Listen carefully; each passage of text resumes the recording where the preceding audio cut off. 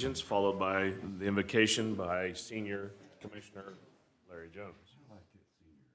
I pledge allegiance to the flag of the United States of America and to the republic for which it stands, one nation, under God, indivisible, with liberty and justice for all. Lord, as we gather today to carry out the wishes of the citizens of Finney County, help us and guide us to do good judgments and to carry out the things that the citizens wish in their recent election. Also, Lord, we do ask for some moisture. Harvest is about completed, but we desperately need some moisture. In Jesus' name, amen. Amen.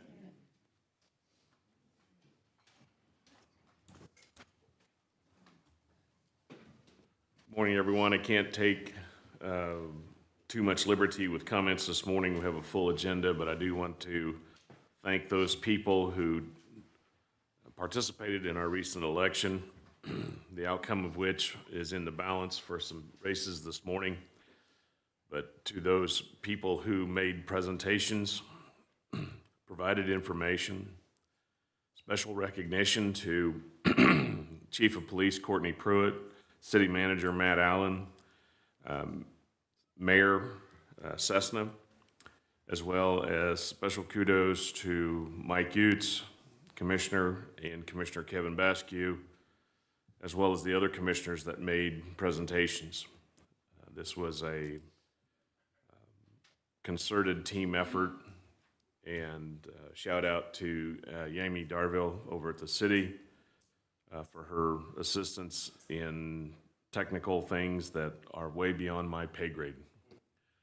So I want to thank those people individually and collectively for your hard work. This morning, Commissioners, we have a consent agenda. Vice Chairman, on this motion, you had an amendment to the minutes. Would you make your motion with the approval of the minutes subject to the change that you want, please? Yes, on the cereal malt beverage licenses, needs to be noted that Commissioner Baskew voted nay. I've already visited with the clerk. She's making that change. So I would make a motion to approve the consent agenda with that change. Is there a second? Second. Been moved and seconded by Senior to approve the consent agenda as presented. Is there any further discussion? All those in favor say aye. Aye. Opposed? Motion carries. This morning we have an opportunity for public comment. Madam Clerk, did anybody register with you? Yes. Mr. Rupp, good morning. You're no stranger to it. I know. Good morning, Lance Rupp, Sagebrush HOA board member. And I came here about a year ago asking for help with the homeless, trash, encampment problem in the river. I got to tell you, first I was very frustrated, just kept finding out what you couldn't do. Fortunately, a few months later, Vicki Gurman was elected to the commission, and I want to thank her for her can-do attitude. She stepped up and said, what can we do? And she put together a homeless coalition, and through that, they've been able to get most of the people to leave the riverbed. There are just a couple that are kind of hanging in there, but they're working on them. I think they've got a plan to get them out of there. So we were down there this weekend, and Vicki will give you an update on the river cleanup. But we got a lot of stuff cleaned up. The actual riverbed wasn't bad, but the one encampment, we spent half our crew and half our equipment on that one encampment, and we didn't get it all done. There was so much stuff in it. But anyhow, I want to thank for what you guys have done. Thank Vicki for helping us, and appreciate her can-do attitude. Thank you. Don't go anywhere. Commissioners, you have any questions? Right. Well, one of the things that I'd like to also do is thank all the volunteers who participated this weekend Yes. in that cleanup. Appreciate people being involved in doing some public service work for a very good purpose. Yes. Vicki has a list, and she'll be talking about everybody that helped with it. And there were citizens that just read about it in the newspaper or heard about it that were down there. It wasn't necessarily from Sagebrush or anything to do with the homeless. They just wanted to see our community better. So anyhow, anything else? No, thank you. Thank you. Anyone here wish to address the commission for purposes of public comment? Hearing none, we'll move on to our business items. This morning, the first on our business items is the canvass of the election held on November 3rd. And we'll hear from the county clerk and chief election. Good morning, Chairman and Commissioners. I would ask at this time that you convene as the County Board of Canvassers to consider provisional ballots for the election that was held on Tuesday, November 4th, 2025. Is there a motion to convene as the Board of Canvassers? So moved. Second. Moved and seconded to convene as the Board of Canvassers. All those in favor say aye. Aye. Opposed? We have a vacancy on the Board of Canvassers. Is there a motion to fill that vacancy? Is there a recommendation from the clerk? Is I'm there sorry? a recommendation from the clerk to No, fill go the ahead. vacancy? Commissioner Basque did leave a name, Right, and who is that? Ms. Kelly Myatt. All right. Is there a motion to appoint, to fill the vacancy on the Board of Canvassers? I'll make that motion. Is there a second? Second. Been moved and second to appoint Kelly Myatt to the Board of Canvassers. All those in favor say aye. Aye. Opposed? Motion carries. At this time, I would ask Ms. Myatt to come up and we'll do an oath of office. Yes, go ahead. You can go ahead and set that behind.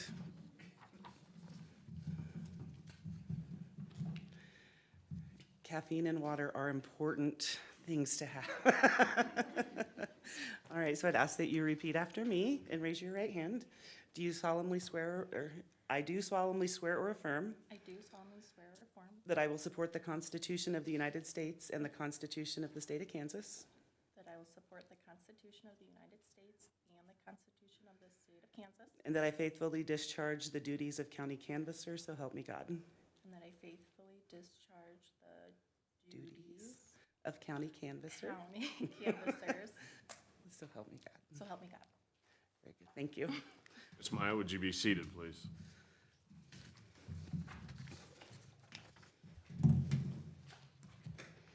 You have the floor, Ms. Clerk. Madam. Thank you. Bang. So the county canvass is a vital step in the election process that makes results official, confirms that all valid votes are accurately counted, and upholds public confidence in election integrity. During this formal public proceeding, the County Board of Canvassers may review and verify election materials, abstracts, to ensure that an accurate and lawful certification of results for local races occurs. To initiate this process, the board will carefully review provisional and challenged ballots, ensuring that only eligible votes are included and that the transparency and fairness of the election are maintained in accordance with Kansas law. At this time, we will ask you to rule on provisional ballots. And just to educate, the provisional voting was introduced in 1996 as a result of the National Voter Registration Act, and it allows individuals to cast a ballot even if there are questions about their eligibility. Kansas law encourages individuals to participate in an election by allowing any individual with an eligibility issue to cast a provisional ballot. There are several instances when an individual may be provided with a provisional ballot. The most common are if they have moved and had an address change, that they are not currently registered to vote, that they have changed their name due to marriage, divorce, or other legal proceeding. They may fail to provide valid photographic identification, which is required. They may have already been issued a ballot or other less common eligibility issues. So between Election Day and today's county canvass, the election office reviews each provisional ballot, investigates and attempts to resolve any eligibility issues, and in accordance with Kansas law and election standards, makes a recommendation to the Board of Canvassers on whether each ballot should be counted. While every ballot must be addressed individually, for efficiency, the provisional ballots are grouped by issue and the recommended action. Each ballot is assigned a unique ID, and today the board's motions will reference these grouped ballots by IDs and determine whether to accept or reject the specific ballots. Following this process, an appointed and sworn provisional board will process the ballots accordingly. The election office staff will then prepare the final results, which will be reviewed later in this meeting. Are there any questions about the provisional process? I don't. Okay. And I would ask that you review the list of ballots that were provided to you. There's no identifying information on this list, and that is to protect voters' anonymity as you make your decisions. So the first group of ballots today are C1 through C6. These voters were not registered at the time that they cast a ballot. They did fill out a voter registration form, but state law does require that a voter must register by the 21st day before an election. And with that in mind, I would recommend that you do not count these 6 ballots, C1 through C6. Thank you. Commissioners, do you have any questions with regard to C1 through C6? It's the chair's recommendation that we do not count these ballots as recommended by the chief election officer and the county clerk. Are there any questions with regard to these 6 ballots? No, sir. You need a motion? Yes, sir. I move that we deny C1 through C6. Second. And that they not be counted, Yeah, correct? not be counted, deny. Second. All right. Any further discussion? Hearing none, all in favor say aye. Aye. Aye. Opposed? Motion carries. Thank you. The next group of ballots is C7 through C15. These ballots were cast by voters who had name changes from the time that they registered. Name changes and address changes are one of the most common causes of provisional ballots. And as long as the ballots are valid for all the other pertinent information, then those ballots should be counted. I have reviewed, the voters were otherwise eligible to vote. And so I would recommend that ballots C7 through C15 to be counted. I move that we count C7 through C15. Second. It's been moved and seconded to count votes C8 through C15. C7 through C15, please. 7. That was the motion. And seconded. Is there any further discussion? Hearing none, all in favor say aye. Aye. Opposed? Motion carries. Those votes will be counted. Next. The next ballots are ballots C16 through C19. This group of ballots were cast by people who have recently moved into Finney County but did not re-register before the election, and they were found to be actively registered in other counties in Kansas. Based on state law, this situation is not protected. These voters needed to re-register at their new address, and therefore I would recommend that we do not count ballots C16 through C19. That's interesting. They registered at their new location? They did not register at their new location. They were still actively registered in another county in the state. Okay, I'm sorry if I misspoke. it's okay. Anyone have any questions about these 4 ballots? Senior? No questions? No questions. I move that we deny C19 And not count. and not count. Is there a second? Second. Moved and seconded that C16 through C19 be denied and not count their vote. Is there any further discussion? All those in favor say aye. Aye. Opposed? Motion carries. Continue. The next group of ballots is C20 through C63. You'll notice this is our largest group of ballots. I think there's 44 total. These ballots were cast by voters who moved within the county, so they just changed their address, but they lived in Finney County both before and after this election. These voters were asked to fill out a new voter registration application so we could update their voter record. They will be validly registered for future elections. But there is nothing wrong with that, and that's one of the primary reasons for provisional ballots. And therefore, I would ask that you count ballots C20 through C63. I'll move that we count C20 through C63. Second. Been moved and seconded to count ballots C20 through C63. Further discussion, I do have a question. Yes, sir. The ballot C46 was also a name change, Yes. all right? So usually what we do when there's two different situations on a ballot is we take the most, I can't think of the word, but we want the one that would cause the most problem if we did it wrong. And because they could have voted in the wrong precinct and possibly voted on something that they weren't eligible to vote for, we placed it into this grouping. All right. Thank you for asking or answering that question. You're welcome. Is there any further discussion on the pending motion to count ballots C20 through C63? If not, all in favor say aye.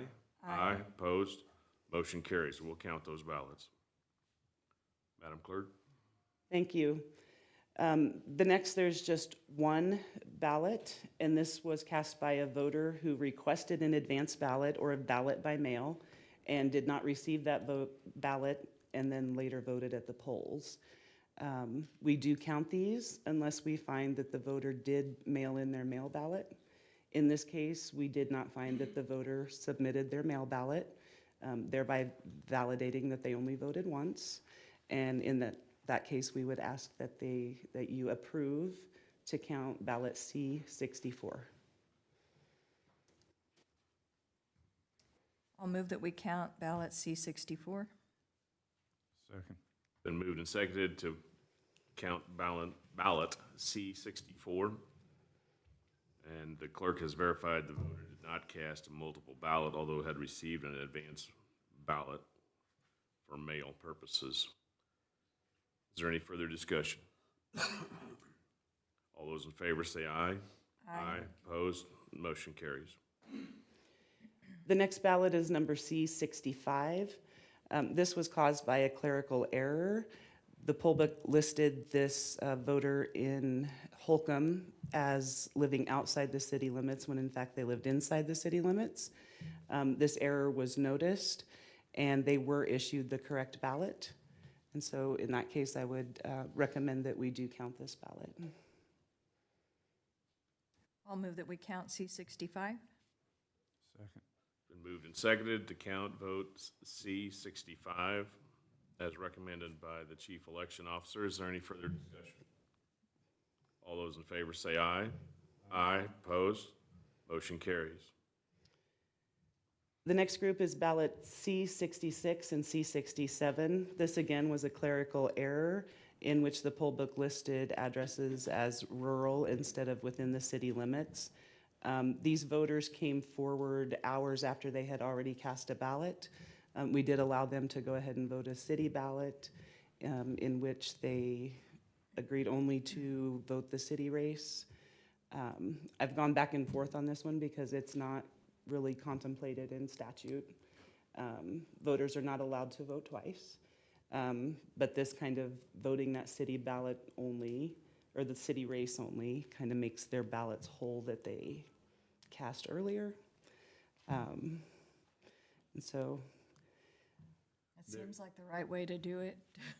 They were registered outside of the city limits. so we found that in 2013, there had been a street annexed into the city of Holcomb. That was never updated in 2013 in our system. This is the first time it's ever come up. And it's just a few houses along on the south side of Scotty Lane, which I think is on the south side of Holcomb. I So, want to be clear on these two votes to make sure that we're only allowing the vote as to the city races. yes, so that's why we had them vote provisionally, and they voted a city ballot because their rural ballot was already in the machine. So these votes would be hand counted. And because this is virtually would make their ballots whole, that they should have gotten. We would not uptick the number of ballots cast on the final results, but we would be able to collect those votes for those city. And you're confident that C-66 and C-67 did not vote twice for any countywide races? Well, they did, but they, Didn't vote twice for the same oh, for the office? same. So we don't open provisional ballots, so we have no idea what was marked on there. We are assuming that only the city race was voted on. If it wasn't, what this counting board would do this morning is only count that race on that ballot. So if we open these two provisional ballots, the only race that we would tally would be the Holcomb 363, I think was the race. I think Or city council, I'm sorry. City the council. only way they could do that would be to write in, I guess, if there was an issue. There's not even a way to write it in. If they get a rural ballot, that race does not even show up on their ballot. But they went ahead and cast it, and then a couple hours later was talking to somebody and said, "Oh, that wasn't on my ballot." So they didn't realize it at the time, but they brought that to our attention, and we discovered what the issue was. So So the street address is now in the system, correct? well, we couldn't change it that day, but yes, it's yes. For future elections. Yes. I can't believe it hasn't come up until now, so I don't know if nobody's voted that lived on that street in this type of an election where they would notice it, but. To be clear, 66 and 67 are solely for the purposes of counting them in the city of Holcomb races. Correct. They've already been counted for purposes of the county-wide offices. Yes. But what you would do is approve a partial count to count only the city of Holcomb council race on these two ballots. And again, we would not uptick the number of ballots because it's not two new ballots. It's just making their ballots whole that they already cast into the machine. All right, I think I got a clear picture of what we need to do. Sorry, so that one's a little bit confusing. Oh, I think it's clear as mud. Need a motion to approve and count ballots C-66 and C-67 as long as no other, Well, I think we're moving Yes. that they not count on the rural. Well, we're gonna only count the city race. Okay. I did have no in there. Like I said, I've gone back and forth on this one. Either way, Yes, so your motion would be to partially count these two ballots and only count the city council race, the Holcomb City Council race. I'll make that motion. What I said. Second. been moved and seconded that C-66 and C-67 be counted solely for the purpose of the city of Holcomb race and approved to be counted for that race only, and disregarded to any ballot markings on those two ballots as to any countywide office. Is that the motion in a second? Any further discussion? All those in favor say aye. Aye. Opposed? Motion carries. Thank you. I appreciate you sticking with me through that one. We always want to do the right thing, but I knew it was going to be a doozy, so. All right, the next two ballots are C-68 and C-69. These mail ballots were received after, or actually, these were received before the deadline, but did not have a postmark on them. As you know, I've provided council with the full statute, but KSA 251132 does indicate that ballots must have a postmark with on or before Election Day, and they must be received by the third day following the election, which was Friday the 7th.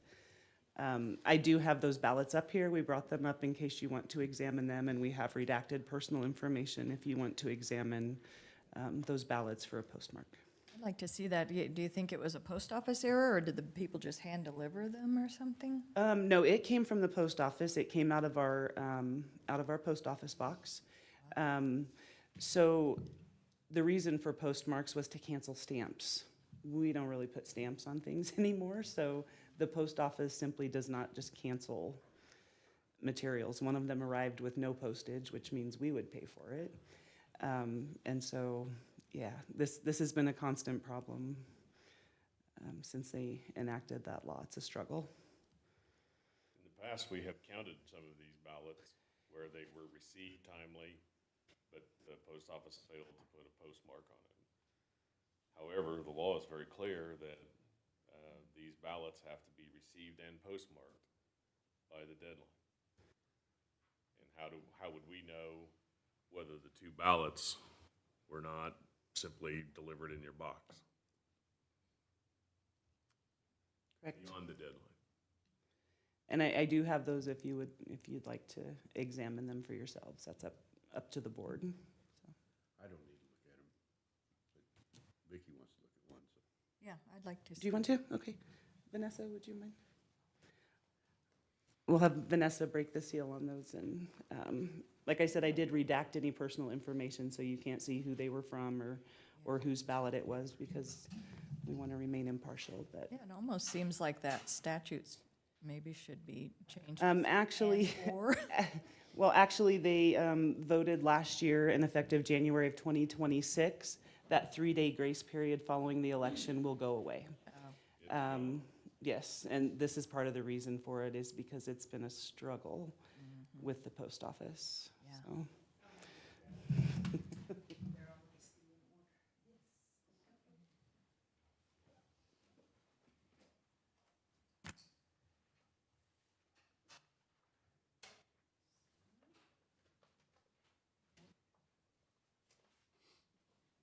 These are the two ballots. You'll see that I've got this stuff on them to block out whose they were, but you can review those.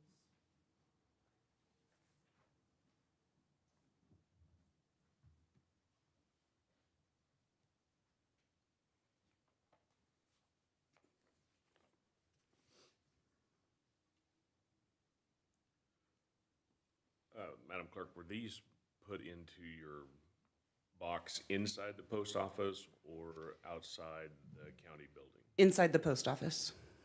So only a federal worker could have put them in your box? Correct. I guess. Yeah. so yeah, this one.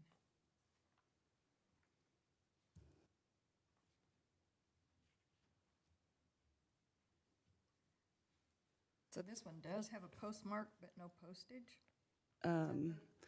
Yeah, I don't know if you'd call that a postmark or not, but they do have that, and it's actually stamped for the same day that we took it out of our box. Oh, okay. So that means the post office here put a stamp on it, but I don't know if they did it when the ballot got here, or I don't know.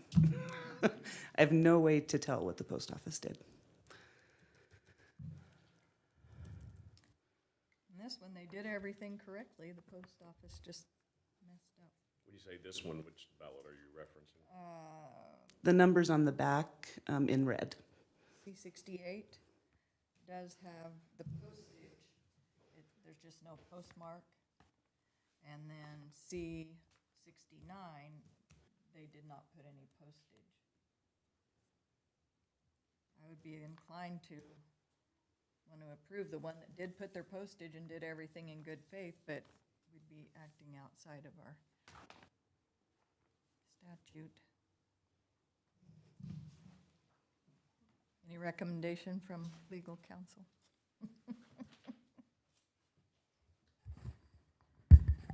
I mean, realistically, the statute's pretty clear that they have to be postmarked or otherwise indicated by the United States Postal Service to have been mailed on or before the close of polls on the date of the election. And if they do not have that on there, then it's outside of what the statute has. So that's kind of where we're stuck with statute-wise. All right, thank you. Further discussion? Canvassers? I move that we deny and not count 68 and 69, C68, C69. Second.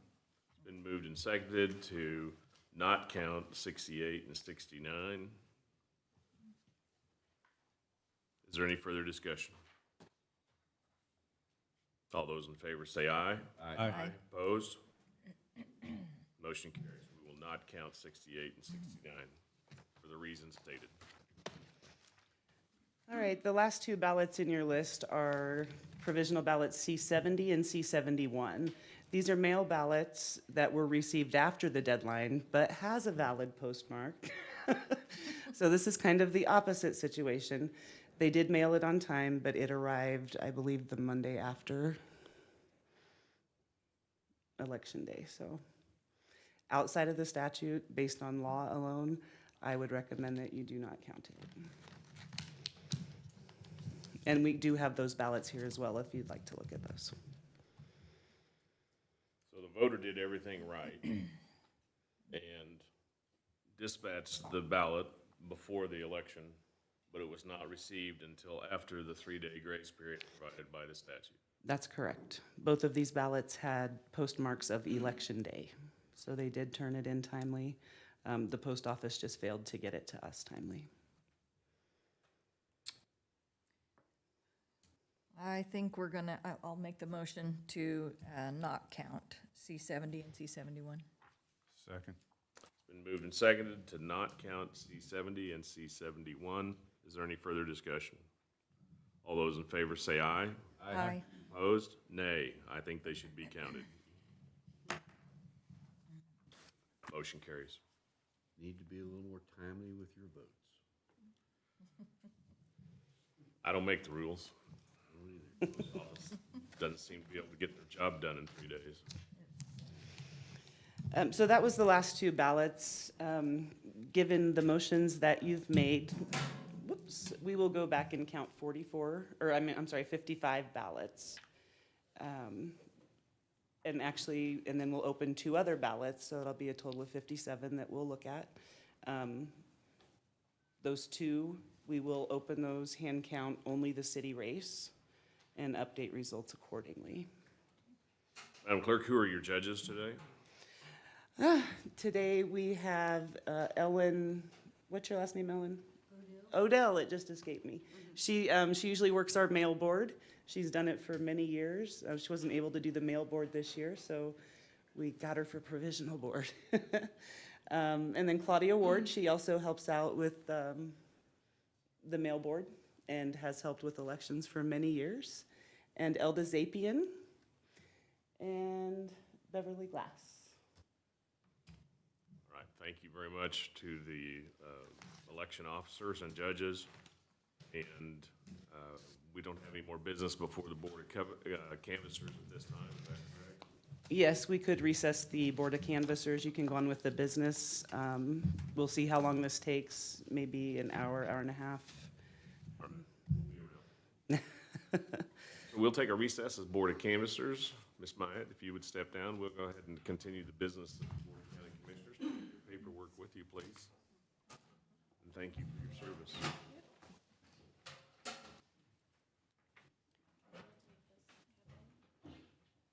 The clerk will take care of that. Thank you.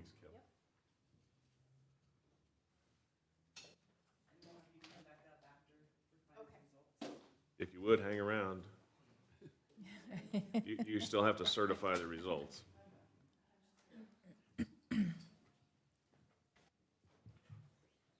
Back to our business agenda, convene the Board of County Commissioners again. Need a motion for Yes, Move that we reconvene as the Board of County Commissioners. Second. moved and seconded to convene as the Board of County Commissioners. All in favor say aye. Aye. Opposed? Back to our business agenda. The next item up on our agenda is to hear from the Russell Edition and our planner. John, please identify yourself for the viewing public. John Persisto, one of the planners with Neighborhood Development Services. Pro Stake Surveying is requesting to plat the Russell Addition. The property is generally located at 685 North Airlinks Road, Finney County, Kansas. The property is currently zoned I-1, I-2 Light Medium Industrial District. The property currently has one warehouse building on the property and is being used as a contractor's office and warehouse. Lot 1, Block 1 contains 2.13 acres. This property is being replatted because the property owner acquired more property from the neighboring property to the north and wanted to include it with the original plat. The plat was presented for review on October 30th, 2025, and met the minimum requirements of the zoning and subdivision regulations. There are two alternatives before you today. One, the governing body may approve the partial plat, and two, the governing body may not approve the partial plat. And staff recommends adopting the Planning Commission's recommendation by approving the partial plat. John, can you tell us who the owner is of the property? Mike Russell. Mike Russell. Any other questions? Mr. Chairman, I move we approve the replatting of the property.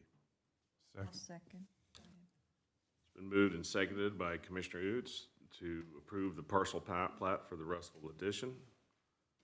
No further discussion. All in favor say aye. Aye. Opposed? Motion carries. Thank you. Thank you, John. Next, we'll hear from Road and Bridge. Good morning. Morning, Larry. Morning. Larry Brungart, Interim Road and Bridge Director.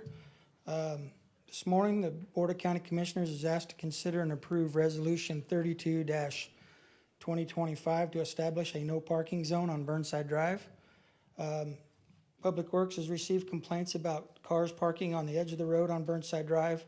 After inspection, it was discovered that several cars were parked within the right-of-way near the intersection of Burnside and Telegram Avenue, causing sight distance issues. The county engineering consultant has reviewed and determined that prohibiting parking on the shoulder of Burnside Drive from Telegram Avenue to 625 feet east is warranted and will improve the safety of the public. Alternatives, the Board of County Commissioners may approve Resolution 32-2025 prohibiting parking on the shoulders of Burnside Drive from Telegram to the east, 625 feet. Or number two, the Board of County Commissioners may not approve the Resolution 32-2025 and continue to allow parking on the shoulders of Burnside Drive. Staff recommends alternative number one, approve the resolution prohibiting parking on the shoulders of Burnside Drive from Telegram Avenue east, 625 feet. Questions, Commissioners? Larry, so they really are parking there illegally right now? Right. Really are It's- not it's in the- supposed to yeah. be? This would just formalize it and put Formalize some it, yes. signage up? Right, yes. We did receive some complaints from people that were doing business with the salvage yard to the west, having a hard time seeing. There's a slight hill as well as a curve. Another concern of ours with winter coming on and snow removal being a possibility, it's going to make it really tough to find anywhere to push the snow off to. And will this be enforced by complaint only, or how will that? Well, that, The sheriff can enforce the resolution, Right. or any other law enforcement officer. Question, looking at your photographs, the one eastbound, are those on the north side or the left-hand side of the photograph, are they on the right-of-way or are they off? those, that should be 60 foot of right of way through there. We would have to probably go out there and take a measurement of that. I do know that usually these pictures have them parked parallel with the road on both sides. Well, it looks like part of the vehicle's out in the right. Right, part of right. it's not. So that's where you get in a gray area, it looks to me like. But I guess the enforcement can figure that out.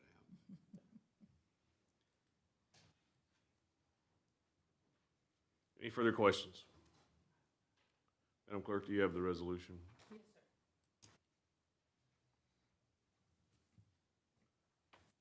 You ready for a motion? I am. I'll move that we approve Resolution 32, 2025, prohibiting parking on the shoulders of Burnside Drive from Telegram Road to the east 625 feet. I'll second. It's been moved and seconded to prohibit parking on both westbound and eastbound shoulders of Burnside Drive from Telegram Avenue to 625 feet east, and the county road and bridge director is instructed to install appropriate signage to prohibit parking on the shoulder.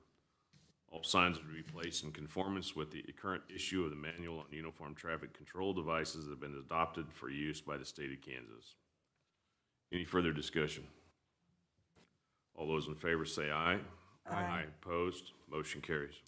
Mr. Chairman, Yes. I got one more comment for Larry. I had a call from a constituent in, northern, I don't know exact address, north of Holcomb. And usually when I get these calls from this certain person, it's about the roads. But this time they called and said that somebody had dumped a lot of trash or something from an apartment or something. It looked like they just cleaned it out and dumped it. And they called you guys and got it cleaned up pretty quickly. And they were really thankful of that and wanted to make sure I got the notice of it, and wanted to make sure and pass the compliment along to you guys. All righty, thank you. I will pass that along. All right, thank you. We gotta finish up a little paperwork, and then we'll continue.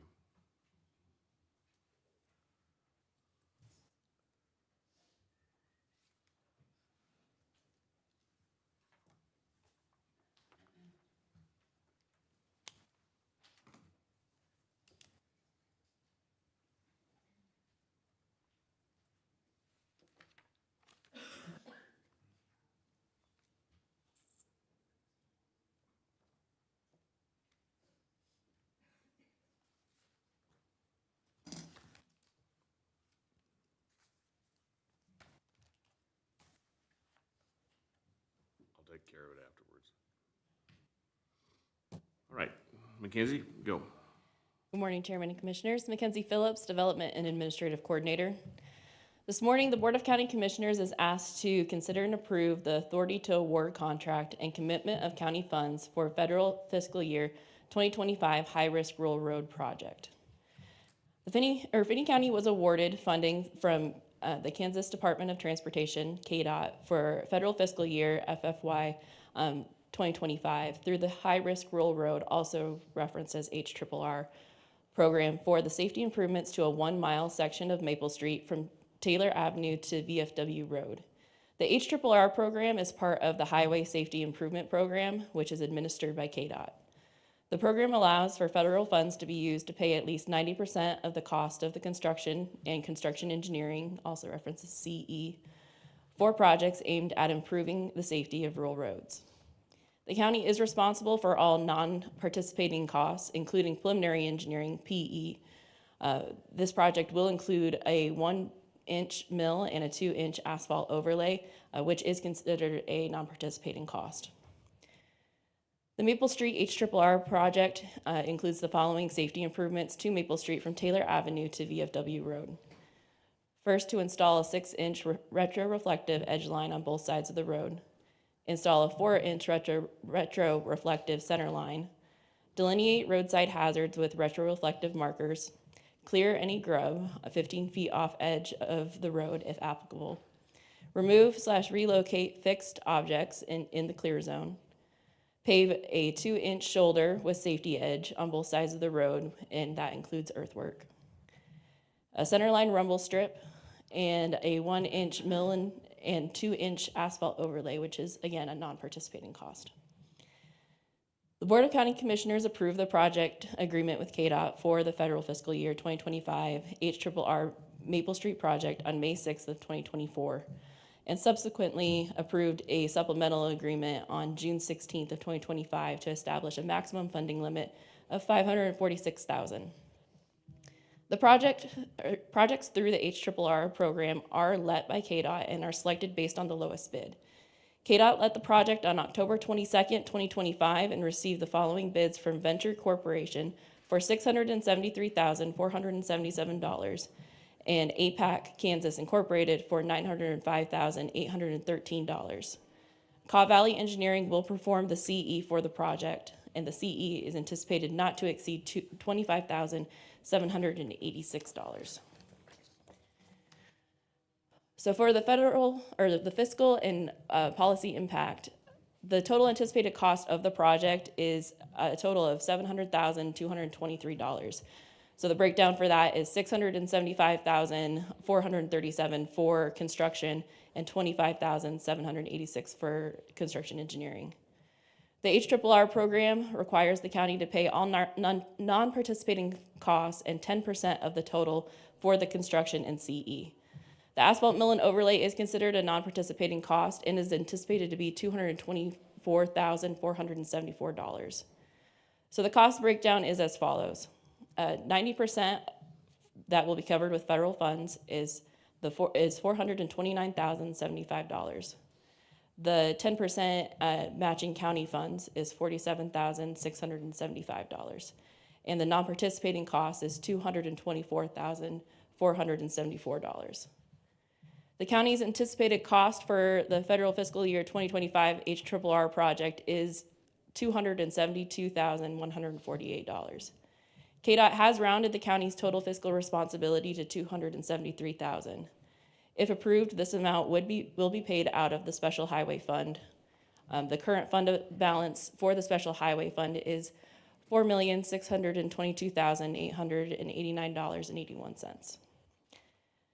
There are two alternatives before you this morning. The first is the Board of County Commissioners may approve and sign the authority to award contract, accepting the bid from Venture Corporation and approving the commitment of county funds in the amount of $273,000 to be paid out of the Special Highway Fund.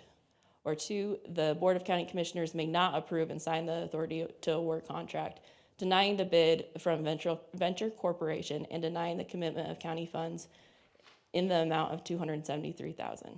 And staff does recommend alternative one, to approve and sign the authority to award contract, accepting the bid from Venture Corporation and approving the commitment of county funds in the total amount of $273,000 to be paid out of the Special Highway Fund. Questions for Mackenzie? I have a question. Why does KDOT round us up? That Their prerogative? that's been something that KDOT has implemented in all of these projects that we've seen in the past. Anything that is like, so they round it up. If it doesn't, if they don't use that total fund, they will reimburse the county. So even though it's rounded up, if it doesn't go up to $273,000, we will see those funds come back. Just a little extra cushion in case it costs a little more? Yes, yeah. And then I did have a question on, let's see, number 6. It's paving is it a 2-foot shoulder with the safety edge? Yes, 2-foot shoulder. Okay. Very good.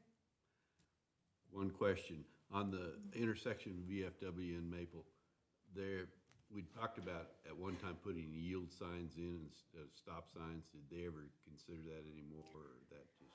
We did have Kirk Michael, the county engineering firm, take a look at it, and it wasn't warranted. We also have, there's been studies done by John Ellerman, the previous county engineer in the past, and it was found then that it wasn't warranted. Okay. Also, when we're doing what's the speed limit through there, 45? 40? Yeah, 40. Why do we need rumble strips when it's that low speed? That is, I'm not a fan of rumble strips to start with, but then when you put it in a rural area, it seems like you're degrading our blacktop to start with.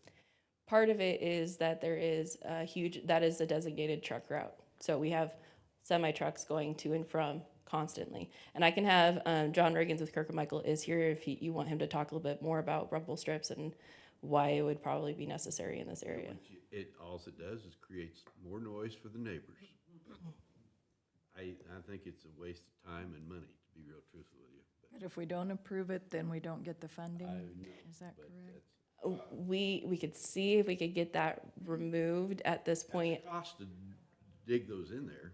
Yeah, at this point, I don't know if we'd be able to remove it with it already being let. You can remove it via change order after it's awarded to the contract. You Yeah. can't remove it now before it's awarded, since that's what everybody did. But after, do a change order, and there's more cushion. Mm-hmm. You just have to get KDOT to approve it. Yeah, KDOT. yeah. We Nice. with KDOT is a huge fan of rumble strips. I know. And so even if we ask to remove it, they might not remove it because it is a huge safety factor for them. Or 45, and that's not quite, all it does is It's worth the ask, you know, we can keep mentioning to them, look, we just don't think. Granted, And we're they not talking deteriorate our I-70 roads. where it's 75 miles an hour. Yeah. I don't like them there either. Duly noted. The matter for consideration before us is to follow recommendation. Is there a motion? Mr. Chair, I move that we approve and sign the authority to award contract, accepting the bid from Ventura Corporation, and approving the commitment of county funds in the amount of $273,000, which is rounded up, to be paid out of the Special Highway Fund, GL number 165-00-5428-00-0006. And I'll second that motion with just a comment for the public that this is another one of those things that if we don't do it, we may not get projects in the future. So it's something that is a benefit for us to approve these kind of things and get these funds. It's been moved and seconded to approve the recommendation from staff as stated in the well-worded motion. Is there any further discussion? Mr. Administrator, is there adequate funds in the Special Highway Fund to cover this cost? There is. Compliance with cash basis and budget basis? That's correct. All those in favor say aye. Aye. Opposed? Motion carries. Thank you. I think all of us have to sign this, and they only have a line for 3 commissioners, so Commissioner Uds, would you add a line? Yeah. Somebody ought to tell the state there's commissions that have more than 3 members. Or politely remind them, how's that?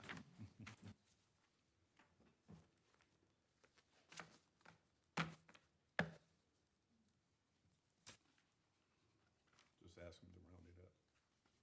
Round it up.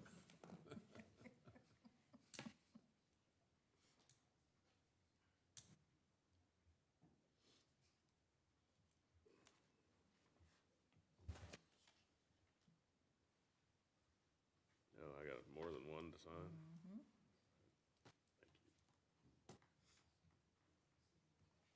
Would you get senior signature on that? Reluctantly. You want to put your PS, no rumbles? Yeah, no room. Well, you could ask Derek to go ahead and ask for that change order right away, as soon as we get it accepted. Yeah, if you're a motorcycle rider, you should hate those things. And I don't ride motorcycles, but I just watch them go across them. Well, I want those truckers to have to slow down in front of Mr. Downer's house, right there at the edge of the city limits in the county. 45. Well, they're, 45, not 60. they'll be making lots of noise for him now. With that curve in the road right there, you know they're not gonna be all in their own lane. At least that's been my habit when I meet somebody there.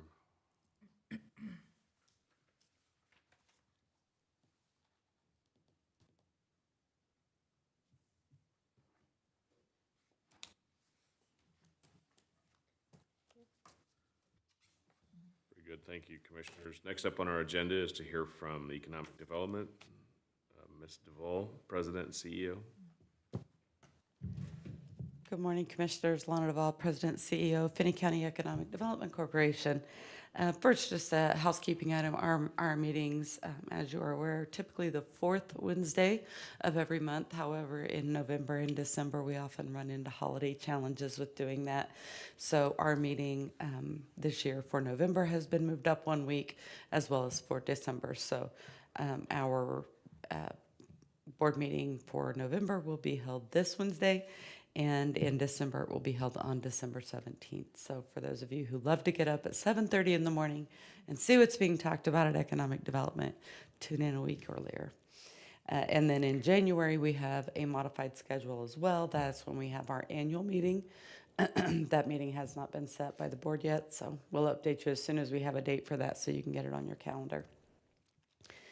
Projects we've been working on, it is very, very busy right now. It's been kind of interesting to see that the tap get turned on, if you will, for kind of every type of project. We hear different comments depending on the industry and depending on the project, but you know, some of them say they've just decided interest rates are going to be what interest rates are going to be, and they're just going to go anyway. There's others that, you know, have a really positive feeling about where the economy's headed, specifically to their sector. So it's all across the board, but we don't care. We just want to help projects get across the finish line if we can. So a lot of work with renewables projects, as you all are aware, and we're going to continue to see conversation around those. Housing projects are starting to move, which is very exciting because we, as you all are aware, desperately need all types of housing. So we're very encouraged by that. Starting to see some of that expansion out into the area that's recently been annexed by the city, heading northeasterly on 156 Kansas Avenue. So that's encouraging to see some of that activity coming in.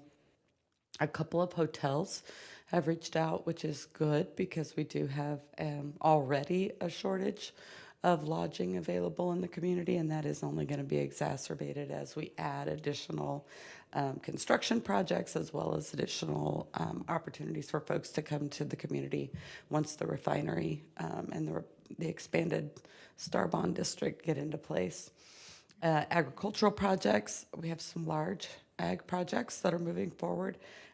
I think Larry would tell you any given day, we don't know what's happening with ag, but as is kind of typical in that industry, they are optimists. And so Alan McEntee, who worked with us on the DFA project, said when the dairy market's bad, dairymen milk more. When the dairy market's good, dairymen milk more. So it's just kind of the way it is. Thankfully, they are eternal optimists. A couple of industrial projects that we're working with, both new and some expansions of existing industrial. So you'll be hearing more about those. And then really excited about some of the workforce things we have going on.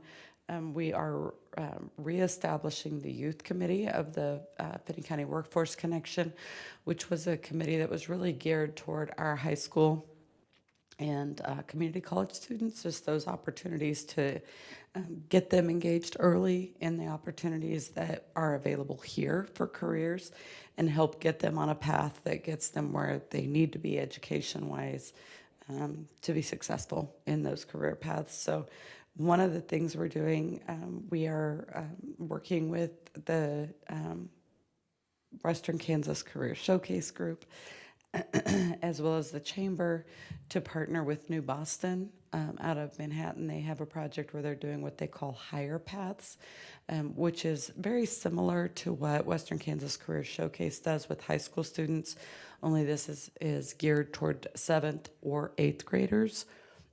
So they've only done them in Manhattan and Hayes previously. They did 2 kind of pilot communities last year.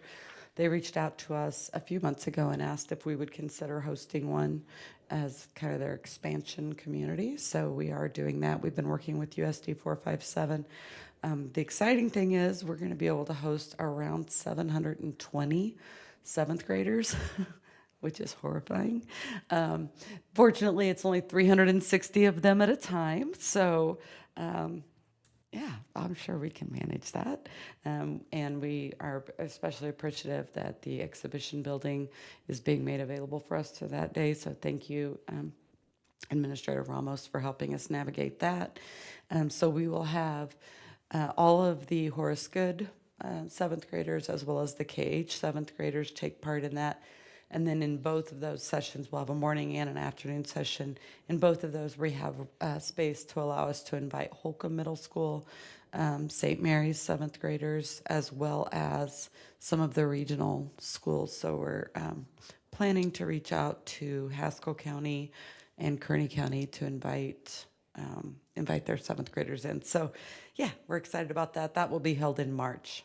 And it will allow for exposure to 12 different career pathways. So we're excited to see how that works. And I believe that's all I have for you in an update. If you have any questions, I'm happy to answer them. Thank you for all your hard work. Commissioners, do you have any questions? I don't have a Go ahead. question. I just have a couple of comments. First of all, I got my very first package from the Amazon Delivery Center yesterday on Sunday. And they even, yeah, and they even like let you know ahead of time who your driver is. I was like, okay, that's really cool. So I would like to thank you and the team at Economic Development for working hard to make sure that we were able to secure that, and to the developer of the Western Kansas Corridor for making these things possible. Thank you. I'll pass that along. The discussion the other day during the Water Committee meeting was the development of the IT centers or Data centers. data centers. Mhm. Wrong terminology. That several of them are using groundwater for cooling. And I don't know if, from the drift of the conversation amongst the regulators there at that meeting, I don't know if they're going to approve many of those. Yeah, there's some real challenges around the cheapest way to cool them, which has traditionally been utilizing groundwater. In all of the conversations we've had with data centers for the last 2 years, we have been pretty adamant that they need to consider the gel coolant, which is more costly for them up front, but certainly protects our resources better. Now, that being said, the technology around these continues to evolve rapidly, and as they expand data center construction into more and more areas where groundwater or water period may be more of a concern for those communities, they'll continue to evolve how they design those and engineer those. So know that that is certainly a concern to us. We are not interested in losing that resource. Obviously, water is very important for us. Well, listening to the GMDs, I don't know if they'd get them approved. Mhm. Just a heads up. Mhm. Yeah, we have been speaking with the data centers we've spoken with from the very beginning again, that they should know that likely they will be required to not rely on water-based cooling for their projects. We're pretty good about defending our water out here. Anything else, Commissioner? All right, thank you. Don't go away. We might have questions about the urban growth zone. Worry not, I wouldn't miss that. Thank you. Thank you for hanging around. Next up on our agenda, we'll hear from the administrator about a contract position. So the Board of County Commissioners is asked to consider and approve the Resolution 33-2025 to appoint Mr. Jeremy McCauley as County Appraiser effective January 1st, 2026 to maintain statutory compliance and ensure continuity of appraisal operations. So on June 16th, 2025, by Resolution number 16-2025, the Board of County Commissioners appointed Mr. Darwin Martwick as interim county appraiser for a period not to exceed 6 months, the maximum duration permitted under KSA 19-430. The appointment will expire on December 31st, 2025. State statute allows only one interim appointment within a 4-year term and requires that a certified professional be appointed to the position once the interim period ends. The certification process for both state qualified appraisers currently in the county's appraiser's office remains underway, and completion of those requirements is expected later in 2026. As a result, the county will need certified appraisal coverage to begin the new year in compliance with statute and to ensure the required valuation and reporting activities continue without disruption. To address this temporary need, staff have explored contractual arrangements with McCauley & Associates, a firm that has provided professional appraisal and training services to Finney County since approximately 1993. The firm currently assists more than 20 counties across Kansas and maintains extensive knowledge of state property valuation standards and practices.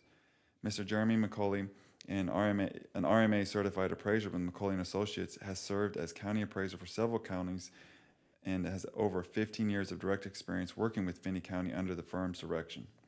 He is familiar with the county's property data systems, valuation schedules, and internal processes. and is available to provide certified leadership and operational oversight beginning January 1st, 2026. This appointment would ensure that the county remains compliant with state requirements, preserves the integrity of the 2026 valuation cycle, and provides professional mentorship to local appraisal staff as they complete their certification process. The length of the contract with McCauley and Associates would be determined based on the county's internal progress towards certification and readiness for permanent appointment. So there are two alternatives for the governing body to choose from. The governing body may approve the appointment of Jeremy McCauley as Finney County Appraiser effective January 1st, 2026 by adopting resolution number 33-2025 and authorizing the chair to sign the contract with McCauley and Associates Professional Appraisal Services until qualified internal staff obtain the required state certifications. And then two, the governing body may decline the appointment of Jeremy McCauley at this time and direct staff to identify and present other qualified certified candidates for consideration as county appraiser. Staff recommends the governing body approve alternative one, and the fiscal impact on this is the monthly cost for the contracted services for county appraiser Jeremy McCauley will be $2,000 per month. Any travel to Topeka for hearings will be billed in addition to the monthly contract amount. So funding for this expense is available in the county general appraiser salary, which is currently has an available balance of $95,143.98 designated for the county appraiser salary for 2026. So I'm happy to answer any questions. Commissioners? I'll make a motion to approve Resolution 33-2025 and authorize the chair to sign. Second. Been moved and seconded to approve the proposed resolution as stated in the motion. Is there any further discussion? All those in favor say aye. Aye. Opposed? Motion carries. I'll sign it.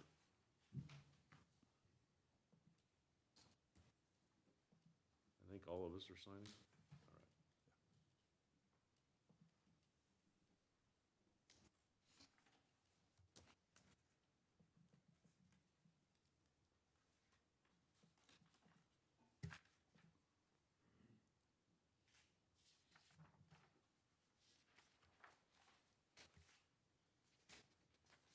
We're short on paper.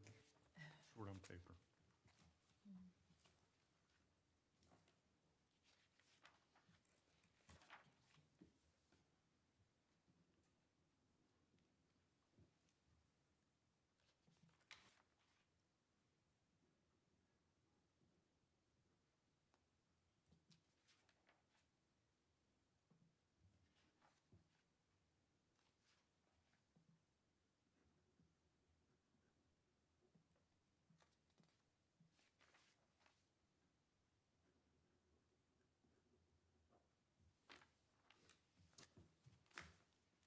Thank you.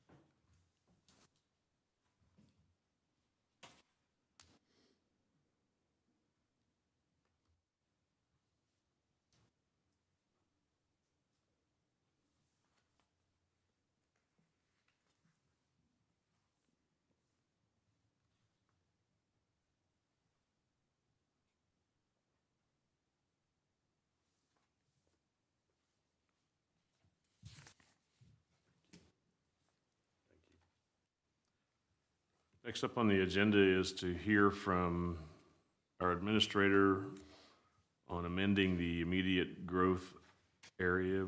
And a little bit of history and background here is that this is an agreement with the city on enforcement and development. And it was a long process of getting this agreement put together. and expanding the area boundary, in my opinion, should not be done unilaterally, but in cooperation with the city. So with that, Derek, you have the floor. So the governing body is asked to consider and approve an amendment to the immediate urban growth area boundary to include additional property located along the northeast corridor of Highway 156, East Kansas Avenue, generally northeast of the City of Garden City corporate limits, with an effective date of January 1st, 2026. So the immediate urban growth area was established through the interlocal cooperative agreement between Finney County and the City of Garden City, approved November 2024, to ensure coordinated planning, consistent development standards, and orderly growth management in areas adjacent to Garden City. Under paragraph 8 of the agreement, amendments to the immediate urban growth area boundary require written approval from both governing bodies in the form of a joint resolution. Paragraph 9B of the agreement assigns to the county the responsibility of drafting such resolutions. Recent annexations by the City of Garden City along Highway 156 and East Kansas Avenue corridor have extended the city's development influence northeastward. Finney County Economic Development Corporation has reported multiple housing and commercial projects under consideration in this corridor, with several investors expressing interest in properties lying immediately outside the current IUGA boundary. Including these parcels within the IUGA will ensure the new development aligns with the city's adopted building subdivision and design standards. This approach helps avoid long-term challenges that can result from differing development patterns or infrastructure requirements across the corridor. The proposed amendment continues the cooperative planning intent established in an interlocal agreement and supports consistency between city and county jurisdictions. So there are two alternatives for the governing body to choose from. Alternative number 1, the governing body may approve the proposed amendment to the immediate urban growth area to include properties generally located northeasterly of the City of Garden City corporate limits along Highway 156 and East Kansas Avenue, and direct county staff and legal counsel to prepare a joint resolution for adoption by both governing bodies with an effective date of January 1st, 2026. Or 2, the governing body may not approve the proposed amendments to the immediate urban growth area at this time and direct staff and/or Finney County Economic Development Corporation to further evaluate boundary options or provide additional information and alternatives for future consideration. It is staff's recommendation that the approval of the proposed amendment to the immediate urban growth area and authorization for county staff and legal counsel to prepare a joint resolution in coordination with the City of Garden City. There is no direct fiscal impact associated with this action. Future financial considerations related to infrastructure or planning services will be viewed as development projects within the amended boundary are proposed. So I'm happy to answer any questions, and President of Finney County Economic Development Corporation is here to answer questions as well. Questions, Commissioners? I think this is a necessary item, and it's well presented.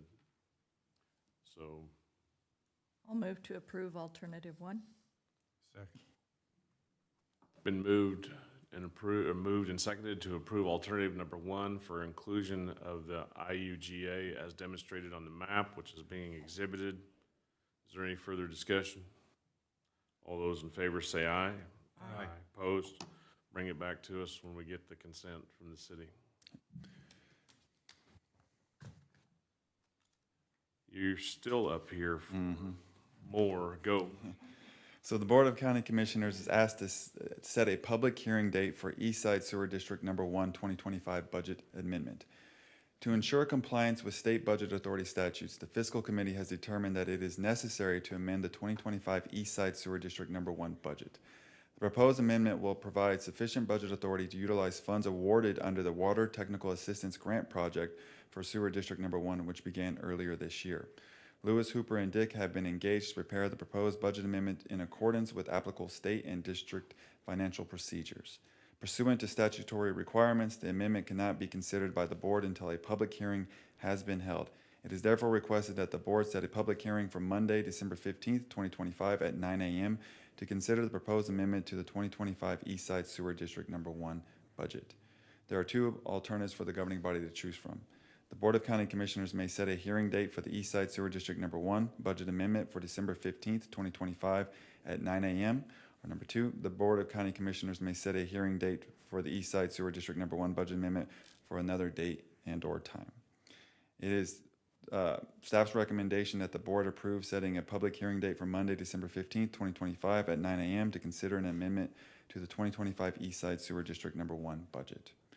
Setting a public hearing date will ensure compliance with state budget law. Questions? I'll move to approve alternative one. Second. Moved and seconded to approve alternative number 1 to set the date and time for the hearing to amend the sewer district number 1's 2025 budget. All those in favor say aye. Aye. Opposed? Motion carries. I don't think Dory's back. Can you go ahead and handle this, please? Yes, sir. So the Board of County Commissioners is asked to designate voting delegates to vote on behalf of Finney County during the annual business meeting on the morning of Wednesday, December 10th, 2025.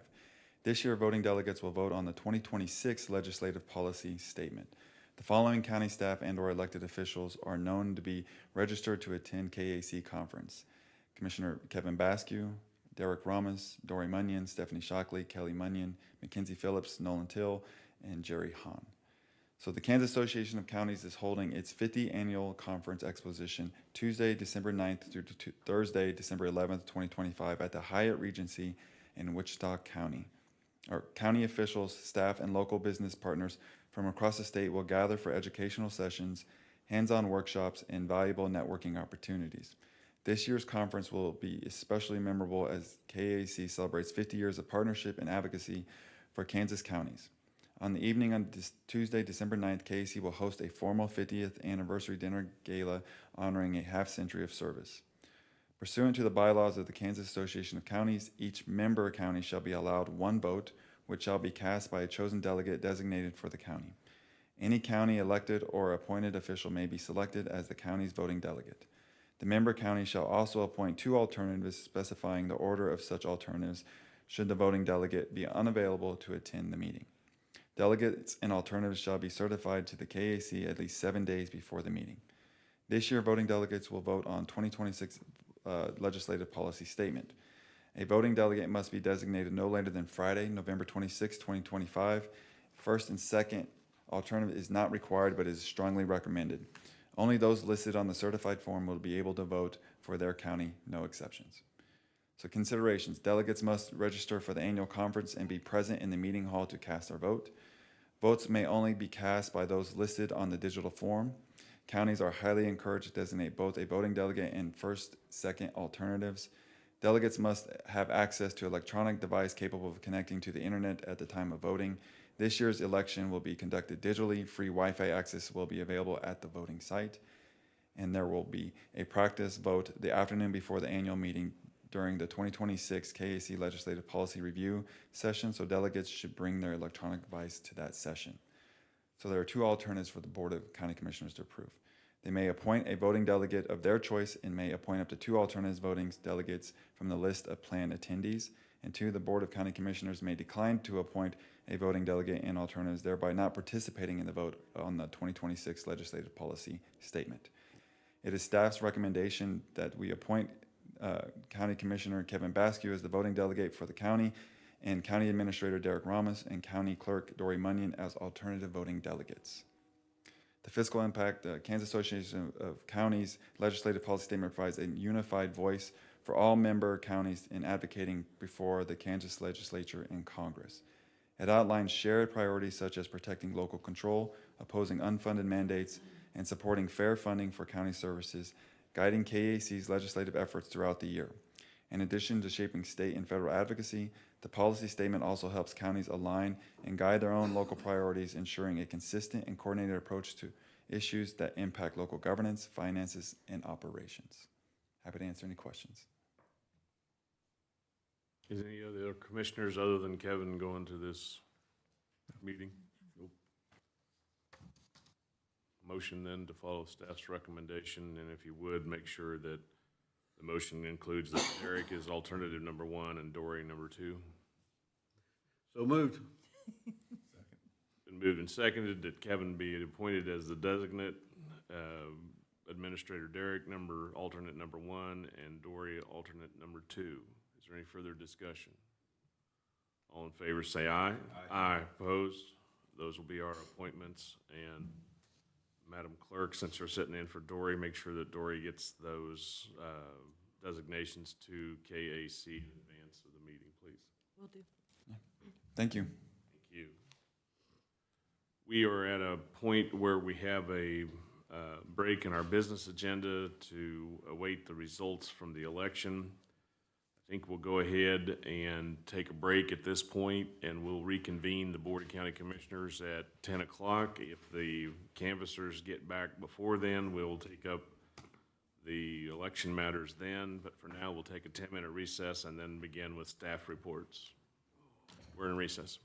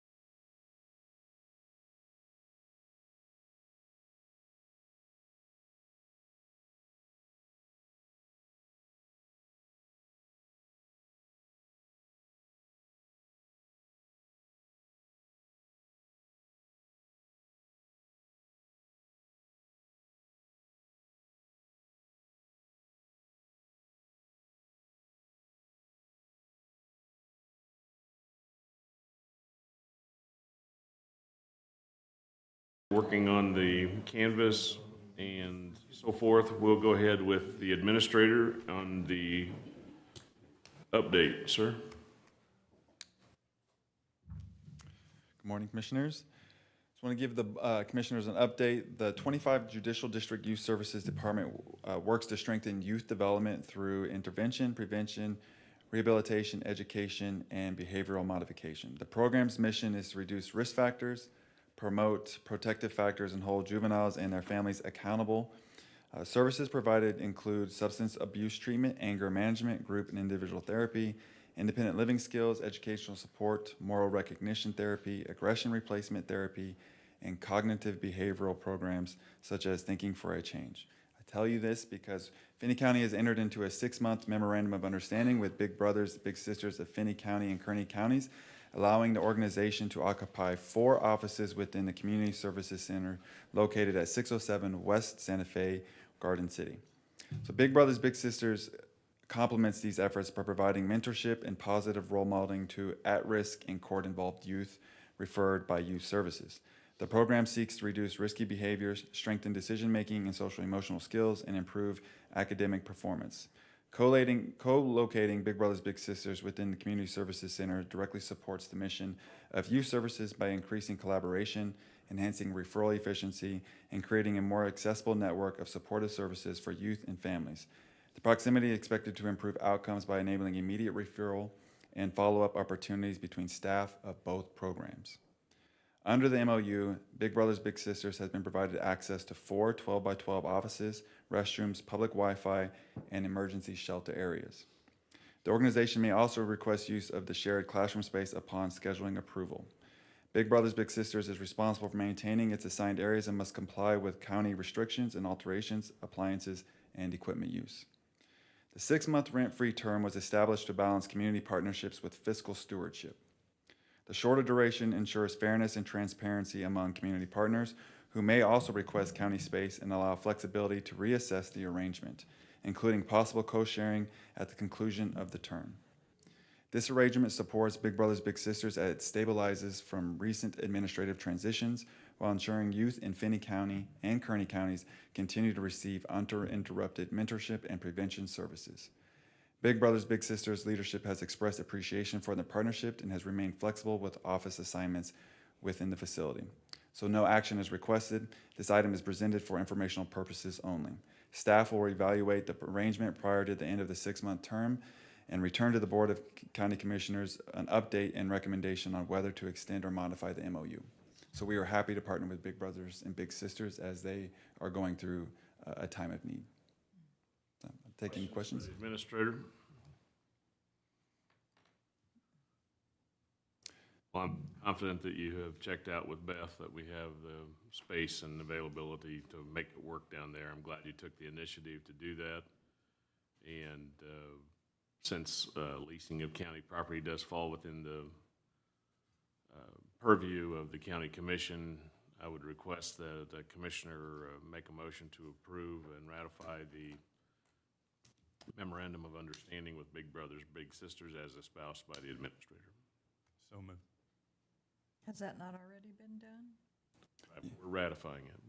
Okay. I'll second.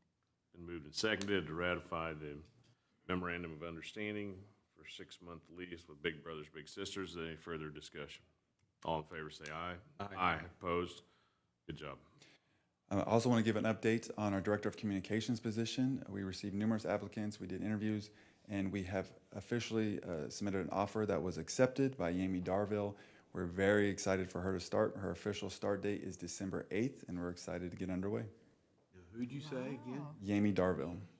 She's the current communications manager for the city of Garden City. Wow. Yeah, and we're excited to continue that relationship with the city of Garden City. We think that's paramount and working together. So we're excited for this change. Mm-hmm. December 8th? December 8th. Okay. Excellent. All right. No assistant administrator yet? None yet. Still working on that one as well as Public Works Director and Public Health Department Director. Any other questions for the administrator? Thank you, Derek. All right, thank you. We'll come back to upcoming meetings and events, unless, Gabby, can you cover that for us? Do you have anything new that's not otherwise published? Nothing new, sir. All right, Commissioner reports left to right. Commissioner Utes? I have nothing to report today. Thank you. All right. Vice Chairman? I do have a report.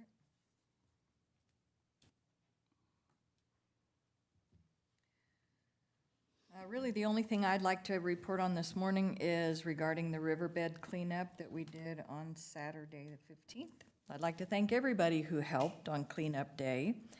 The American Legion for cooking lunch for us, United Rentals, Trinity Equipment, Big L Rentals, Tyler Dinas, Nick Ortner, Darren Miller, Mark and Kathy Sexton for donating equipment that was used.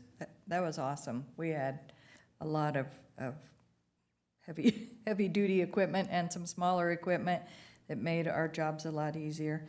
I'd like to thank Tom Marchant for doing some drone footage for us. He came out on his own to do that.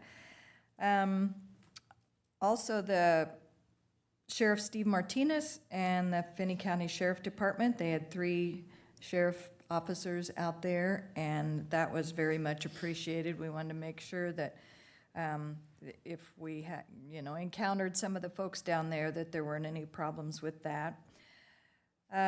Special recognition to Tyler Tone, who contacted the county clerk when he heard about this and offered, he works for one of the equipment rental, I think it might be United Rentals, and he and his son go four-wheeling in the riverbed, and he just wanted to be a part of it. So he was a huge part of why we got some big, very helpful equipment. And he ran it, brought his son down there with him. He really worked hard for us.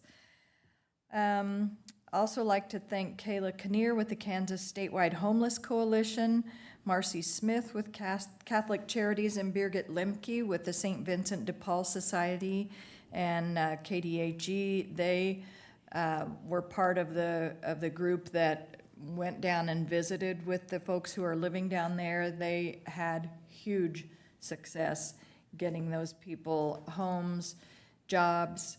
I think there was all but one were helped and relocated. The last holdout finally caved and said, okay, so he is on a list for housing. That was exciting. And like these women who were down there were introducing him to the people who were helping. And so everybody got to know Walter, and it was kind of cool. It was really neat to see how that we could make a difference and still be caring about the people who are down there.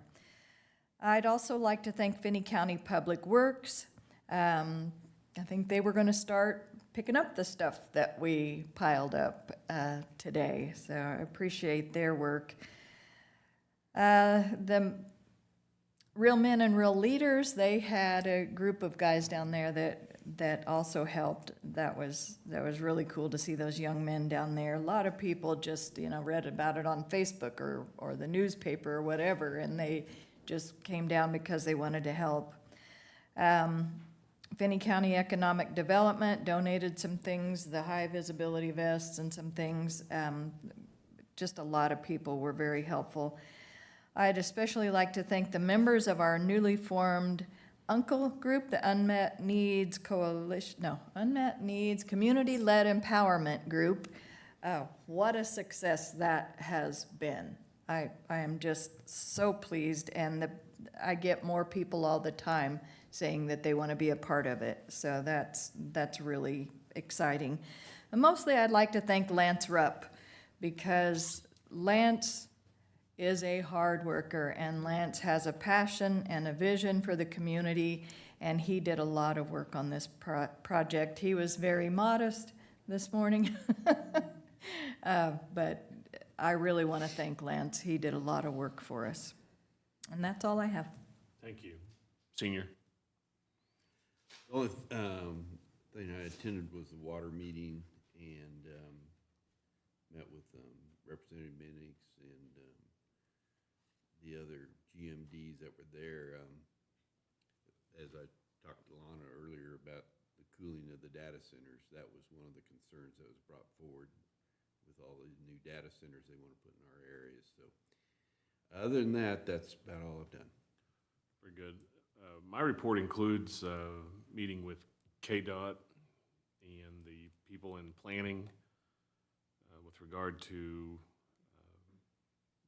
a bypass of the bypass. And as everyone knows, I have been preaching for 4 lanes into Garden City, both from the south and to the east, as well as development to the north.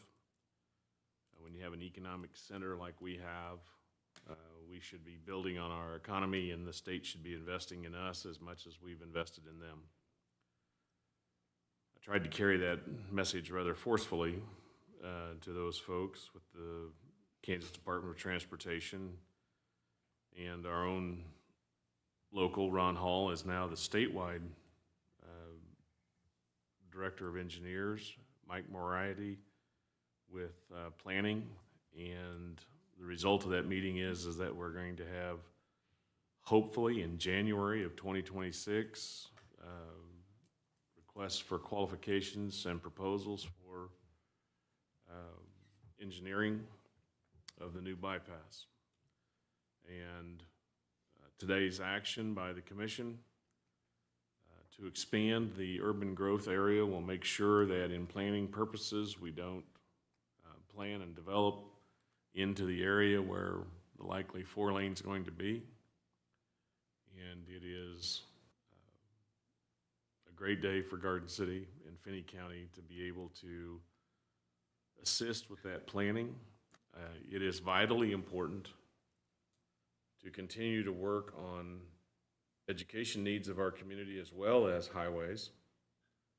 And I think that the work and the groundwork that's being done is imperative, foundational, and futuristic for our continued economic success. I want to thank the other people that were participating in the KDOT meeting, which included the mayor, Matt Herman, as well as Matt Allen, as well as Ms. Burke, the assistant city manager, and city planning that was there, as well as our administrator. It's important that we work in cooperation with the state on these really, really important issues. And as we all know, we're past planning and we're into construction on the acquisition of the land south of 83 to someday be 4 lane, but not today. The plan for the construction is to do the passing lanes, and as we have viewed it and reviewed it, we have some significant changes coming around the area of Southwind and extending to the Finney County line. Those matters are set for construction soon, so be aware, it's going to be a construction zone from the Finney County line to the bridge on Highway 83. We continue to work on that and encourage our partners with economic development to continue to push the agenda so that we get past the engineering phase and the sometimes slow pace by which we make decisions. It is very deliberate. My dad would have said it's deliberate like molasses in the wintertime. And folks, it's hard to move molasses in the wintertime, and the State Department of Transportation moves at its own speed. We'll do our best, however. But I did, on your behalf, urge that we move this project along and get it out of planning and get it into project in a short period of time. And for the state of Kansas, the short period of time is 3 years. That's a long time to me. So with that having been said, I don't have anything else. Commissioners, do you have anything else? Madam Counselor, is there a need for an executive session? There is, but we have that scheduled to start at 10:30 this morning, so we have a little bit of time before that executive session. All right. We, If we want to, I guess we can outline the parameters for that and then take a break until 10:30 if we want to do it that way. well, I was thinking that the canvassers might be back before then. I don't want to hold up the candidates that are here to see the result, and our canvasser, volunteer. So why don't we just take a recess for now, and, but we will do the executive session at 10:30 for the reasons to be disclosed here in a little bit, but that schedule's going to stay at 10:30. So we'll take a break.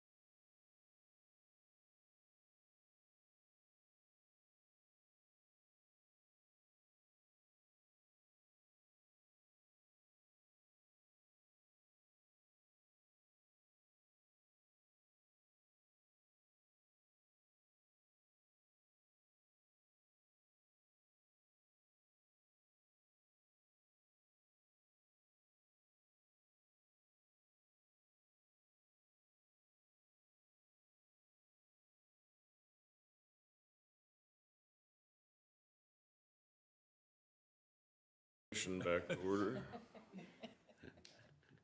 Commissioners, looks like we're getting close to having some results back from the canvassers.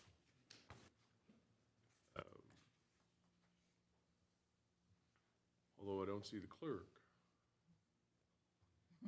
So with that, let's go over what we need to do for the executive session while we have a moment. State the purpose of the need for the executive session, the persons that should be present during the meeting. We'll hold a vote on that after we get done canvassing. Okay. We have a need for an executive session today to talk through some matters of attorney-client privilege. We will have myself, the administrator, the board, and then we will also have counsel that the city's obtained outside counsel from Folston Siefken, Molly Morgan and Trish Voth will both be in there from Folston Siefken via The city or the county? county. Thank you. Sorry, I'm working on that resolution.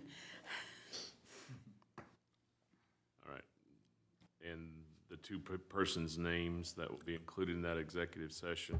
Molly Morgan and Trish Voth are both attorneys with Folston Siefken. Very good. And for how long? Probably about 20 minutes. If the board has too much question-wise, we may have to extend that, but at least initially, if we want to go in for 20 minutes. All right, we'll take that up as soon as we get done canvassing.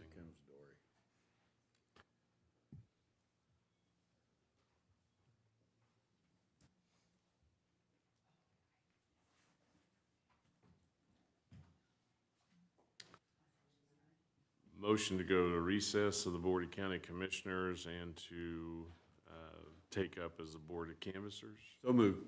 Second. All those in favor say aye. Aye. Opposed? Board of Canvassers is now sitting. Ms. Myatt?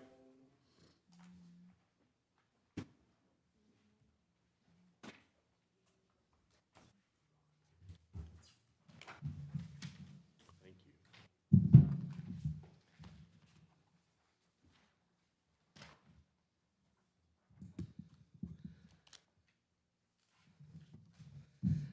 All right, good morning again, canvassers.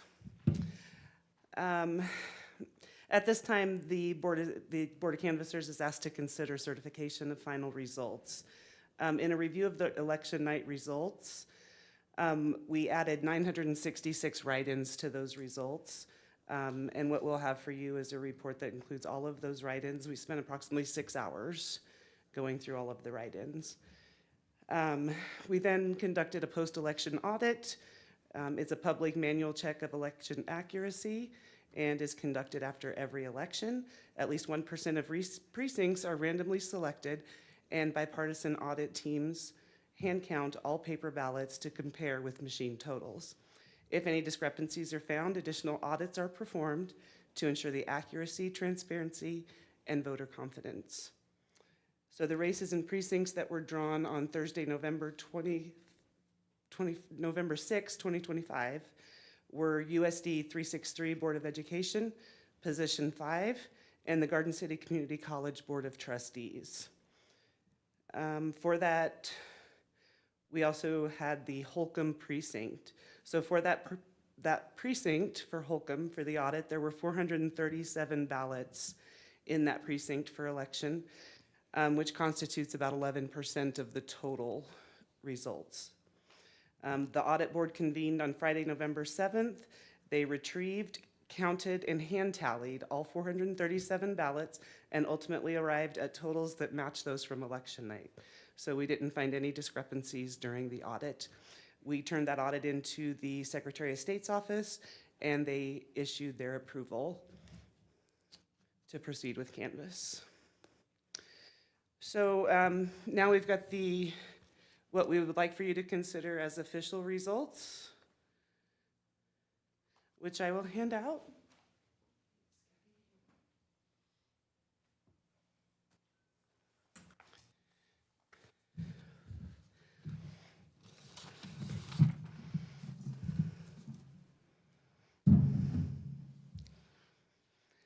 So on election night,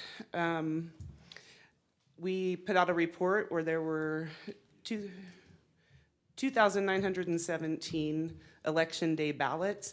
Since then, we've added 2 ballots that were hand counted for a total of 2,919 election day ballots cast.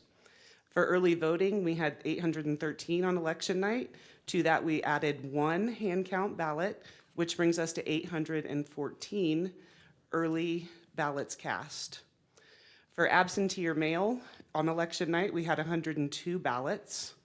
To that, we added 3 hand count ballots to bring us to a total of 105 ballots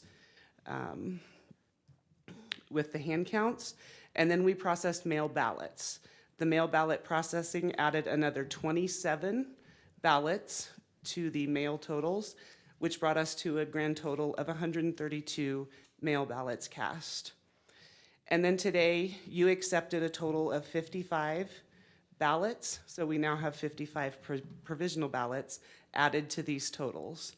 As I mentioned earlier, you did approve 2 additional ballots where we counted the city race only. That would have been 57, but we didn't uptick the number of ballots due to just making their ballots whole. So at this time, I would answer any questions that you have. Shane, I don't know if you can scroll in and you can kind of go through the results. If you could, like, zoom in so maybe people can see better.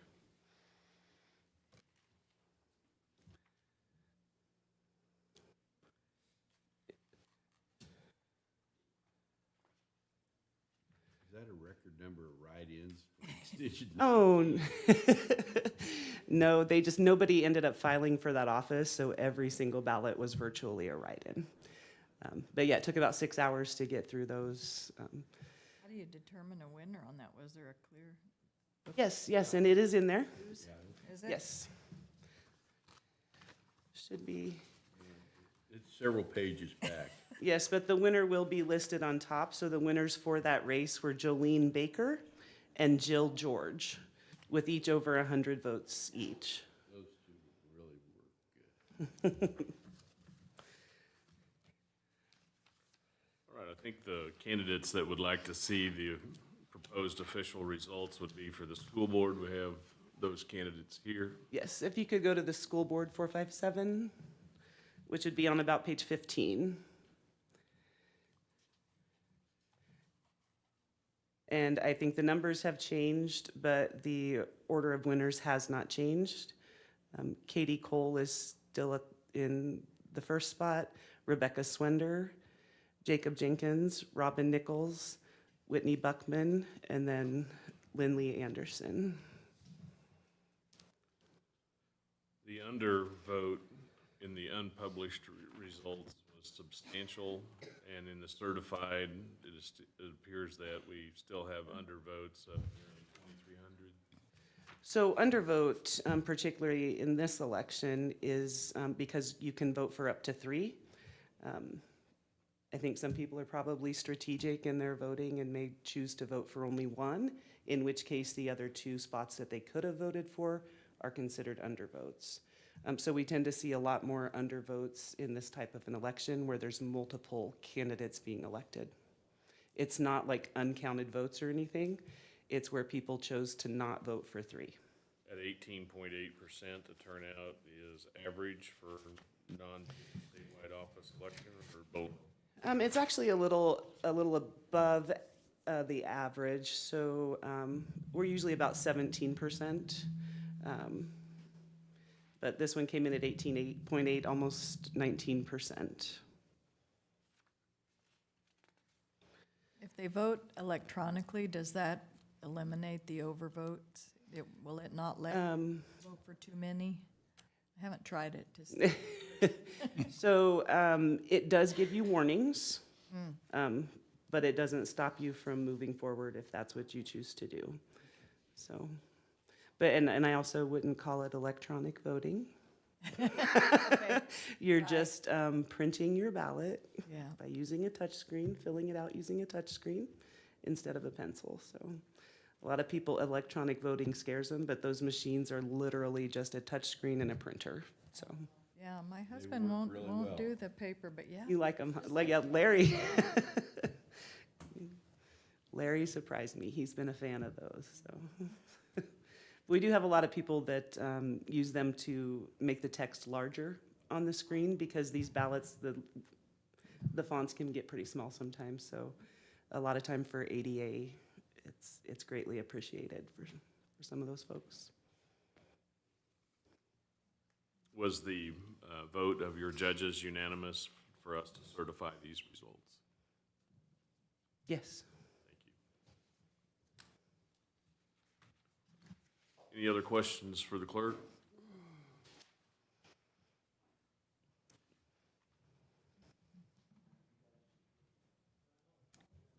I'll move that we certify the results. I'll second it.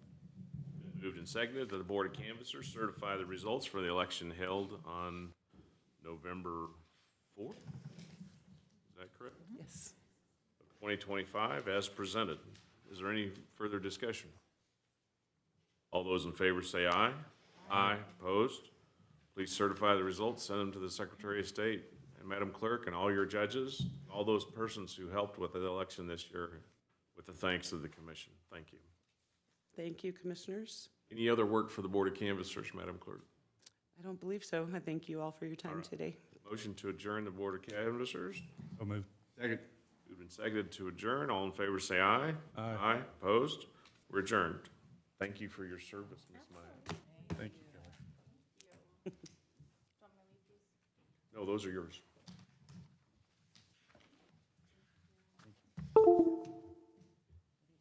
We'll convene the Board of County Commissioners for the purpose of going into executive session. Thanks, everybody. Nice work.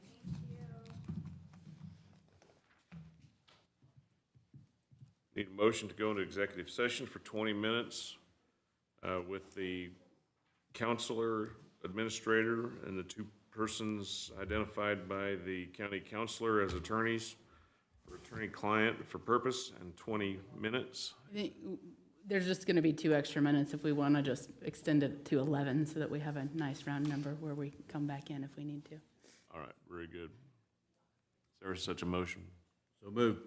Second. Moved and seconded for executive session for the purposes and persons and for duration until 11 a.m. All in favor say aye. Aye. Opposed? We're in executive session.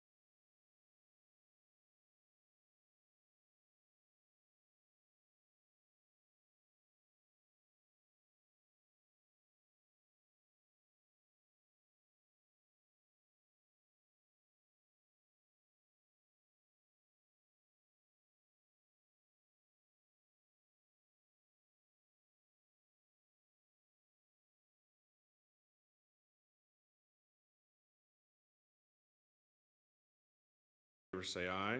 Aye. Opposed? Back in regular session. Is there a need to extend the executive session, Madam Counselor? There is, we'll need to extend for an additional 30 minutes.